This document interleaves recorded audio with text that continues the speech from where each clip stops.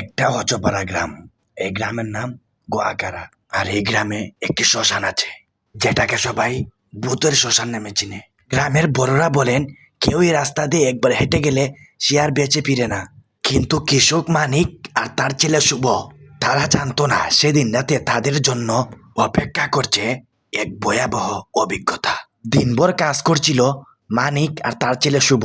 বিকালে হঠাৎ ঝড় উঠে, আর তার সাথে হয় অনেক বৃষ্টি আর অনেক বজ্রপাত আর অনেক অনেক ভয়ঙ্কর বিজলি। আর বাড়ি ফেরার একটাই রাস্তা খোলা আছে, আর সেই রাস্তা হচ্ছে এই শ্মশান ঘাট। আর শুভ কাঁপা কাঁপা গলায় বলল, বাবা, এটা না শ্মশানের রাস্তা? আর মানিক বলল, ভয় পাস কেন, আমি তো আছি। ওরা যখন শ্মশানের কাছাকাছি চলে আসলো, হঠাৎ জ্বর থেমে গেল। চারদিকে অদ্ভুত নিস্তব্ধতা, সবকিছু কেমন জানি হয়ে আছে। হঠাৎ বিজলির আলোতে শুভ আর মানিক কিছু একটা দেখতে পেল শ্মশানের ভিতর। মানিক শুভকে বলল, আজকে আবার কে মারা গেল গ্রামে, শুনলাম না তো।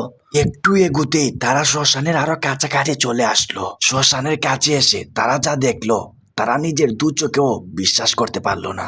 মাঝখানে জ্বালানো আগুনের মধ্যে একটি লাশ রাখা, কিন্তু সেই লাশটাকে তারা পুরার জন্য আনেনি। কিছু আত্মা সেই লাশটিকে চিরে চিরে খাচ্ছিল। আর মানিক শুভকে জড়িয়ে ধরে দৌড়াতে লাগলো, কিন্তু শুভ সেখানে দাঁড়িয়ে গেল। আর শুভ বলে উঠলো, বাবা, এই যে দেখো, দাদু আমাকে ডাকছে। মানিক তাকিয়ে দেখে তার মৃত মা, সে নাকি আরো 7 বছর আগে মারা গিয়েছিল, সে দাঁড়িয়ে আছে এই ছিন্ন বিচ্ছিন্ন লাশের উপর। কিন্তু তার চোখে নেই কোনো মায়া, লাল লাল চোখ আর বিচ্ছিরি চেহারা আর চিরা চিরা ঠোঁট, যা দেখে মানিক ভয়ে একেবারে কেঁপে উঠল। মানিক বলতে লাগলো, শুভ, আয় আয়, আমার কাছে আয় তাড়াতাড়ি। আর মানিক শুভকে নিয়ে দৌড় দিল, আর দুজনের পিছনে আত্মাগুলো ছুটে যেতে লাগলো। সেখান থেকে একটি আত্মা বলে উঠলো, এখানে যে আসে সে আর ফিরত যেতে পারে না। তারপরের দিন সকালে রাস্তার পাশে মানুষজন দেখতে পেল, রাস্তার পাশে পড়ে আছে মানিক, কিন্তু শুভকে কোথাও খুঁজে পাওয়া যাচ্ছে না। গ্রামের মানুষজন শুভকে অনেক খোঁজাখুঁজি করলো, কিন্তু কোথাও শুভকে পেল না।